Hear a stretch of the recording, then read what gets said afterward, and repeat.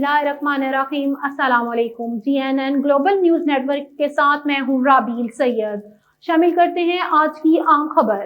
हुकूमत पंजाब और secretary social welfare and बैतुल माल पंजाब जावेद अख्तर महमूद के विजन के आइन मुताबिक Malik Mushtaq Hussain deputy director social welfare and बैतुल माल भक्कर की सरबराही में ह्यूमन डेवलपमेंट ऑर्गेनाइजेशन भक्कर के तहत इंसदाद मनशियात की आगाही के लिए एक पुरवकार सेमिनार का इनेकाद बामुकाम समाजी हाल district social welfare complex Bhakkar में किया गया। सेमिनार से सलीम अख्तर सदर ह्यूमन डेवलपमेंट ऑर्गेनाइजेशन नशे जैसी लानत से छुटकारा पाने में किरदार अदा करने और खसूसी ज़हनी पशमंदा अफराद के लिए अपनी मदद आपके तहत काम करने की यकीन दहाई करवाई।